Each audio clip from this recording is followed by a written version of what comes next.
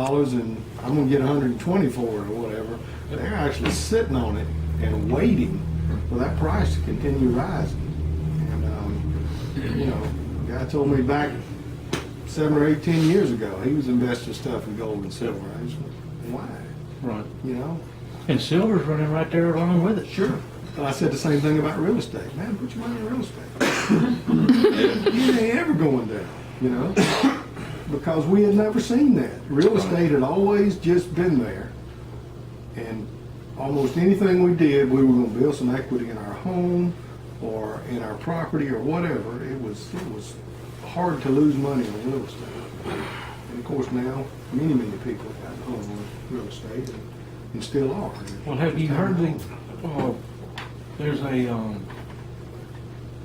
website you can go on, and there's a guy on there that does a big, 30-minute presentation on gold and investing in gold, showing where the economy is going and what to expect. And it's pretty interesting. I don't understand how gold can keep its value without dropping out like everything else. But they said the Treasury Department's had gold from day one. You know, it's always. Yeah, it's always been there. About a month ago, it dropped out about $400. Went from like 2,000 ounces to almost 1,600. Yeah, but still. You keep wearing that necklace and you'll come up missing. Oh, that's Avon. No, this is real McCoy. My mama gave me this and it don't come off. And she didn't want it back when she sold all her gold a while back? Still got a bunch more.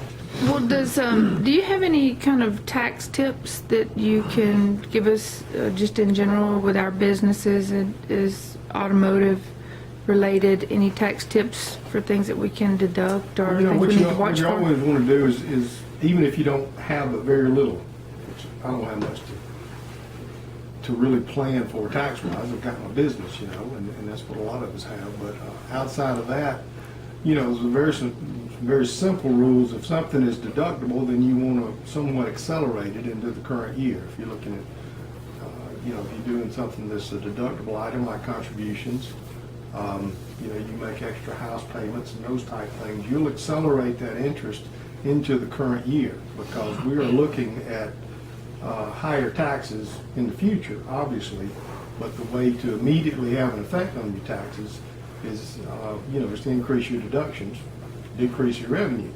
You know, a lot of times bonuses, if people get bonuses at the end of the year or something like that, a lot of times they may not get that bonus until January, and that's the whole reason for that is that puts those dollars into an entirely different year. You know, you've got another year to think about or work out the tax on that or however that scenario is going to go. So that's one real obvious thing that you always tell